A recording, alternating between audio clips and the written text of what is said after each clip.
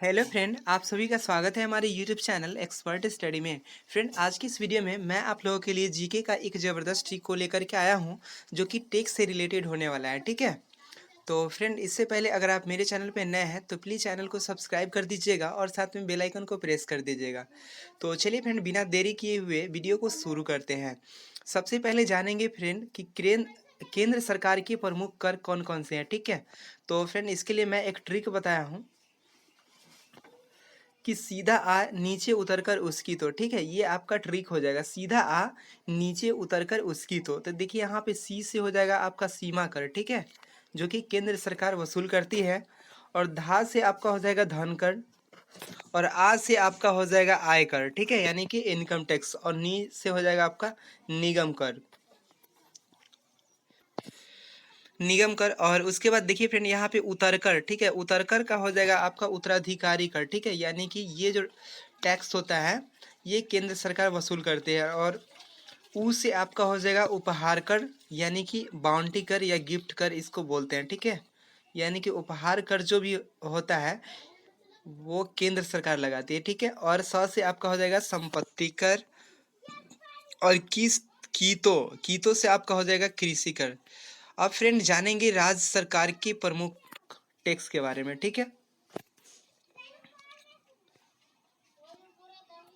तो फ्रेंड ये रहा राज्य सरकार की प्रमुख कर। ठीक है, तो इसका फ्रेंड मैंने ट्रिक बनाया है कि भूप मास्टर बिक्री कर। ठीक है, ये आपका ट्रिक हो जाएगा भूप मास्टर बिक्री कर। तो भू से आपका हो जाएगा भूमि कर। और प से आपका हो जाएगा पथ कर। ठीक है, यानी कि रोड टैक्स जो होता है फ्रेंड ये राज्य सरकार लेती है। ठीक है, और माँ से आपका हो जाएगा मनोरंजन कर। और स से आपका हो जाएगा स्टॉय कर। ठीक है, और टर से आपका हो जाएगा मोटर वाहन कर। ठीक है, और बी से आपका हो जाएगा बिक्री कर। यानी कि ये सब जितना टैक्स जो देख रहे हैं ना ये सब राज्य सरकार वसूल करती है।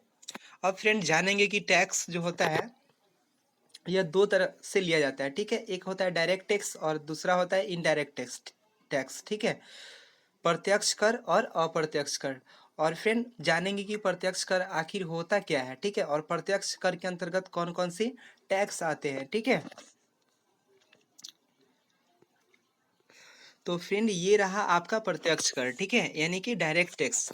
डायरेक्ट टैक्स किसे कहते हैं। ठीक है, तो सबसे पहले जानिए कि डायरेक्ट टैक्स होता क्या है। प्रत्यक्ष कर वह कर होता है जिस व्यक्ति पर आरोपित किया जाता है। ठीक है, उसी से उसे वसूला जाता है। अर्थात वह कर जिसे आपसे सीधे तौर पर वसूला जाता है उसे प्रत्यक्ष कर कहते हैं। यानी कि डायरेक्ट जो टैक्स लिया जाता है ना वो प्रत्यक्ष कर हो जाएगा। ठीक है, तो फ्रेंड इसका मैं ट्रिक बनाया हूँ कि शंभू पाजी मौत से हारकर आए धन व्यवसाय करने। ठीक है, यानी कि इसका ट्रिक हो गया शंभू पाजी मौत से हारकर आए धन व्यवसाय करने। तो चलिए फ्रेंड इसका डिस्कशन करते हैं।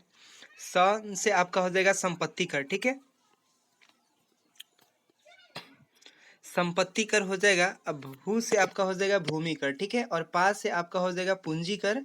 और मौत से हो जाएगा आपका मृत्यु कर। ठीक है, यानी कि ये जो मृत्यु कर जो होता है ये आपका डायरेक्ट टैक्स के अंतर्गत आती है। ठीक है, उसके बाद जानेंगे फ्रेंड आयकर।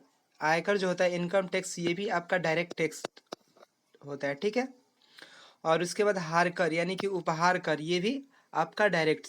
ठीक है, और व्यय व्यवसाय। ठीक है, व्यवसाय कर करने है ना, यानी कि कृषि कर। ठीक है, अब जानेंगे फ्रेंड अप्रत्यक्ष कर के बारे में। ठीक है, अप्रत्यक्ष कर क्या होता है और कौन कौन से टैक्स अप्रत्यक्ष कर के अंतर्गत आती है। ठीक है,